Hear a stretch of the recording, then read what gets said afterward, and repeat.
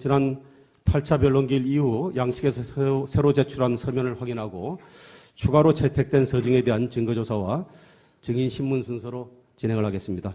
청구인 측에서는 2017년 1월 25일자 준비서면 비청구인의 증인 신청에 대한 의견, 같은 날짜 준비서면 차은택 증언 관련 이 서면을 제출하셨죠? 예, 준비서면 2개 냈습니다. 예. 이 준비서면과 관련해서 혹시 진술하실 부분이 있으면 말씀해 주시죠. 차은택 증인에 대한 그 증거조사 결과를 정리한 준비서면은 뭐 진술을 안 해도 됩니다. 그런데 증인 신청에 대한 의견에 대해서는 제가 간단하게 말씀을 올리면은 지금까지 그 쌍방에서 신청을 해서 채택이 된 증인이 8명이고요. 그 다음에 청구인 측에서 신청해서 채택이 된 증인이 5명, 피청구인 측에서 신청해서 채택이 된 증인이 10명입니다.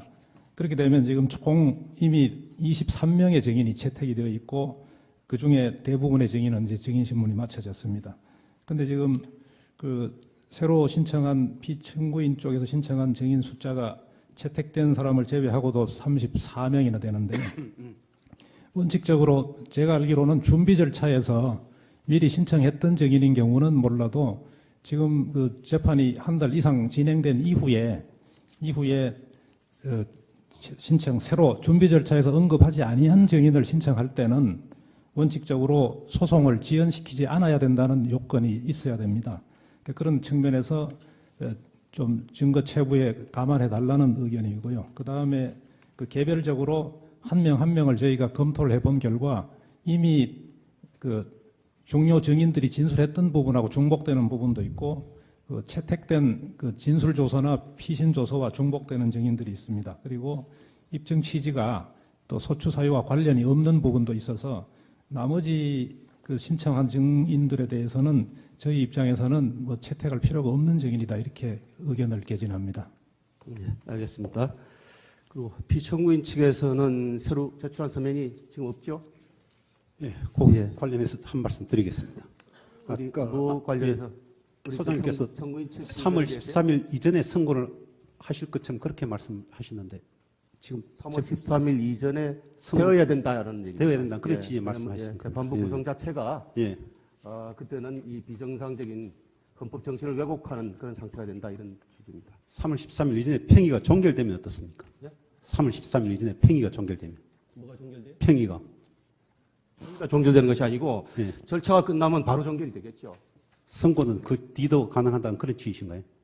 이게 전혀 취지를 잘못 알아들으셨는데 재판부의 지금 구성이 소장이 지금 1월 31일까지 1월 31일 그러니까 2월 1일부터는 이제 소장이 공석 사퇴가 되는 것이죠. 예? 그리고 3월 13일까지 이제 수석 재판관이신 이정미 재판관이 퇴임을 하게 되시면은 역시 3월 14일부터는 두 분의 재판관이 공석이 되는 겁니다. 그래서 그렇게 해서는 이 탄핵 절차가 제대로 진행될 수 없기 때문에 반드시 그 전에는 종결이 되고 선고가 되어야 된다는 취지입니다. 그럼 소장님 말씀하시는 게 3월 13일 이전에 선고가 돼야 된다는 그런 취지로 말씀하신 거죠? 그렇죠. 예. 왜냐하면 결론 어제 종결은 예. 절차가 우리가 늘 강조해 왔듯이 이 재판 절차의 공정성과 또 이 당사자들의 충분한 그 입증과 또는 반론 이것을 다 들은 다음에 그래서 지금 사실은 피청구인 측이 무리하게 지금 증인 신청하는 부분도 다 들어줘가면서 가급적이면은 배를 해주고 있는 거 아니겠습니까? 근데 그것이 이제 충분히 해서 심리가 성숙이 됐다 하면은 바로 그 절차를 종결해서 당장이라도 가능하다면 뭐 당장이라도 뭐 2월 초라도 선고가 돼야 안 되겠습니까? 근데 그거는 물론 지금 예측하기 어렵고 재판 절차라는 것이 양측 당사자의 협조가 필요하잖아요. 그죠?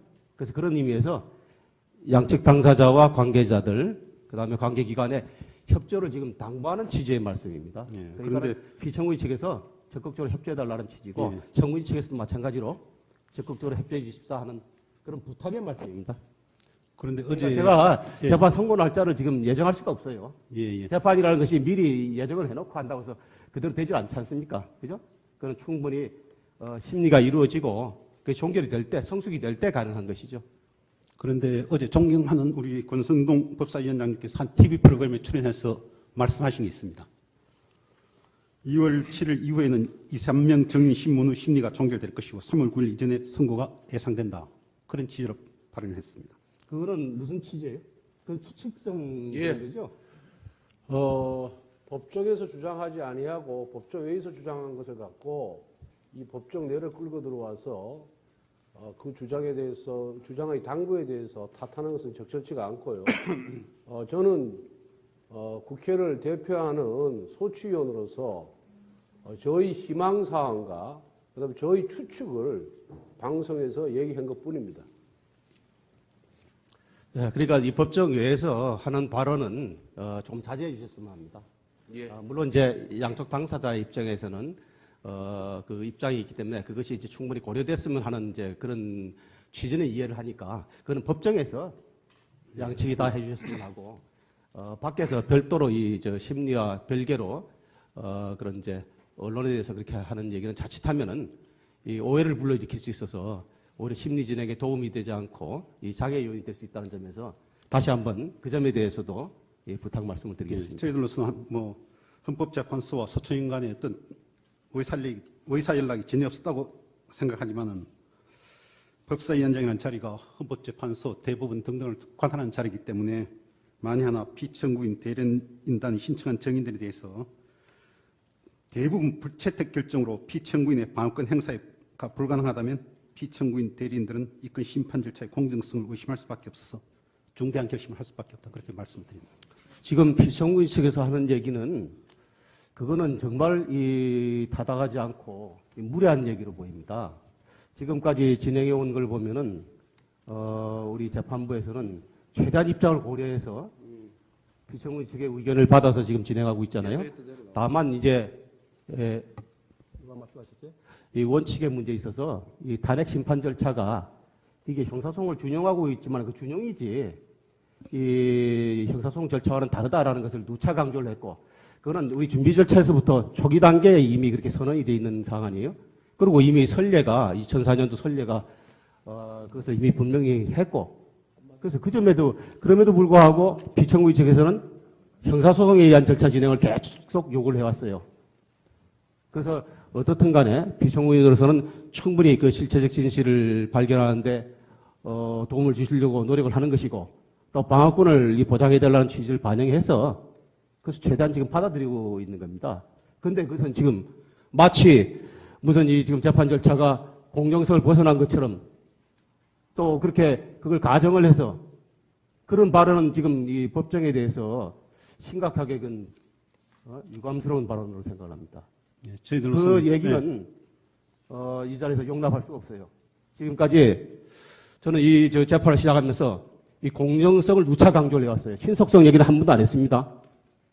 이 신속성 얘기를 오늘 처음 하는 것은 재판부 구성이 7인으로 구성되는 경우에는 심리 요건을 겨우 충족하는 상황이에요. 이게 비정상적이기 때문에 바람직하지 않다.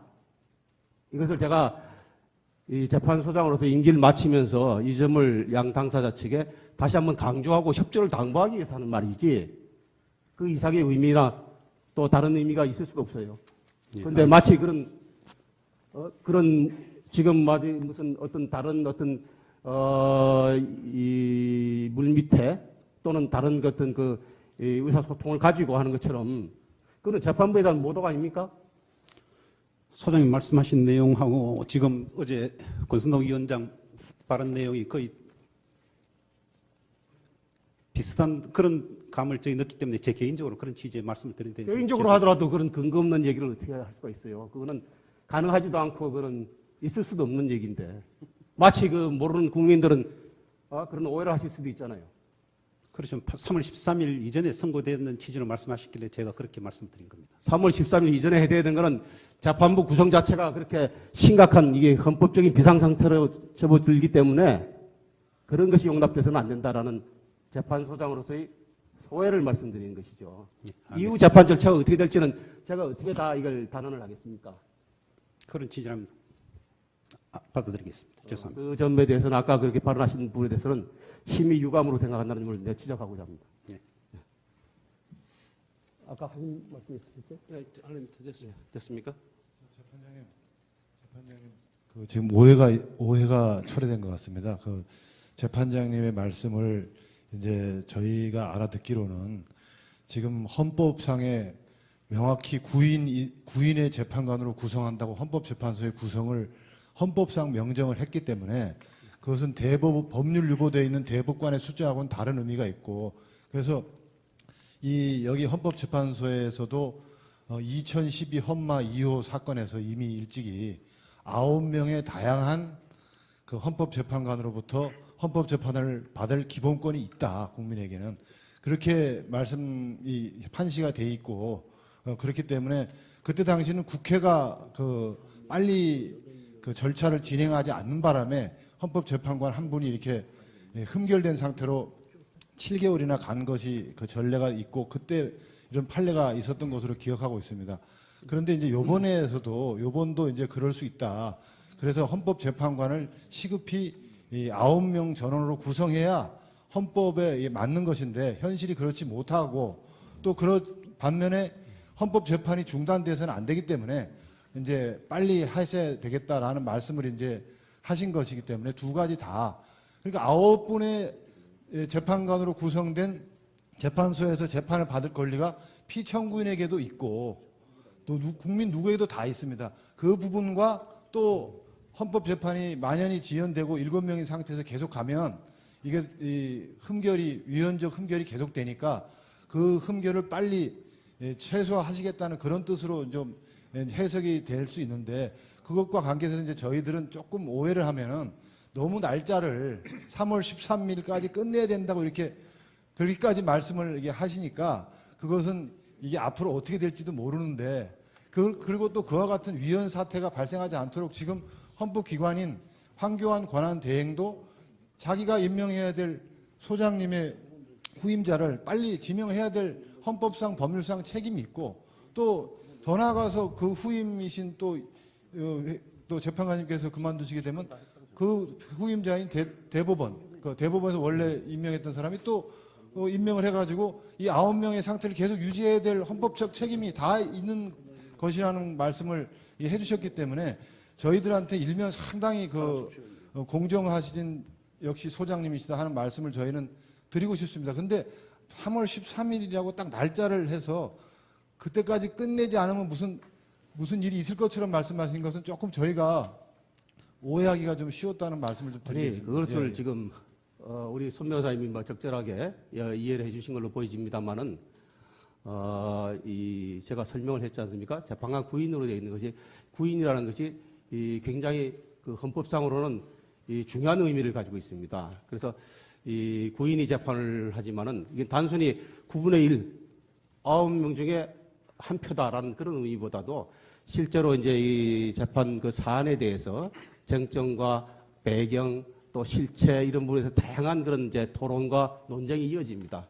그 과정을 거쳐서 의견이 이제 어느 한쪽으로 모아지기도 하고, 또 반대하는 입장에서는 또 설득을 하기 위해서 노력을 하고, 이 과정에서 이게 걸러지기 때문에 단순히 그냥 일반인의 어떤 9분의 1, 막 국회에서의 그 한석의 의미와는 다르다는 그런 의미고, 그래서 이것은 전원이 성원된 다음에 이것이 진행되는 것이 바람직하다. 그러나 이제 불가피하게 지금 이제 이런 상황이 생겼지만은 이 상황이 한 자리가 더 추가로 공석이 되는 상황이 되면은 이것이 재판 절차의 왜곡이나 또 내용에 있어서의 나중에 최종 결론에 있어서의 그런 이 비정상이 되는 그런 것이 심화될 수 있다. 그 점이 심각한 문제이기 때문에 지금 현재로서는 당장 지금 소장의 후임자가 지금 지명돼서 바로 보충이 될 가능성이 지금 희박하잖아요. 그러니까 그 문제의 심각성을 지적을 하고, 이 문제의 근원은 제가 임명 당시에 재판관으로서 소장이 지명이 됐는데, 그때 당시에 임기를 새로 6년 할 것이냐 또는 잔여 임기를 할 것이냐 하는 문제가 논란이 됐어요. 그래서 그때 당시에 이미 3대 소장 때 지명을 받은 재판관 중에 한 분이 그때 당시에 그 논란이 돼서 결국은 임명을 못 받고 낙마하지 않았습니까? 그래서 이제 불가피하게 4개월여의 그 공석이 생겼는데 그때 당시에 입법 조치를 해서 임기를 명확하게 법률적으로 보완을 했으면 제가 이렇게 중간에 이 탄핵 재판 와중에 임기가 만료되는 이런 사태는 막았지 않았겠느냐. 그래서 그 문제는 근원적으로 이 헌법기관에 대해서 이 국회가 무관심하게 또는 이걸 갖다가 이 중요성을 간과하고 이 지나간 점에 대해서 다시 한번 지적을 하면서 이런 사태가 반복이 돼서는 안 되겠다. 이 점을 강조하고 있는 것이고 그건 지난번에 지금 아까 우리 손 변호사님 말씀하셨듯이 이미 판례를 통해서 지난번에 그 2014년도인가요? 아니 그 2014년도인가 모 후보자가 1년 한 4개월 정도 공석이 됐죠. 그것을 그렇게 방치해놓고 그때 당시에 우리 헌법재판소에도 공식 의견을 냈어요. 국회에다가 빨리 임명 절차가 이루어지기를 원한다 했는데 결국 1년 4개월 만에 8인 체제로 계속 운영된 일이 있습니다. 그거는 정말 심각한 상황입니다. 그런 상황을 방치해 왔기 때문에 오늘날 똑같은 이런 상황이 생겼다는 걸 지적한 것이고 제가 재판 날짜를 최종 선고일을 어떻게 예측하겠습니까? 진행이 빨리 종료되면은 빨리 되는 것이고 늦어지면은 늦게 되는 것이고 그렇지만은 아무리 늦어지더라도 이런 비정상적인 구성 상태까지 가서는 안 된다라는 게 이제 제가 재판소를 떠나는 입장에서 그 의미를 양측 당사자들에게 다시 한번 설명을 하고 협조를 해달라는 부탁의 말씀입니다.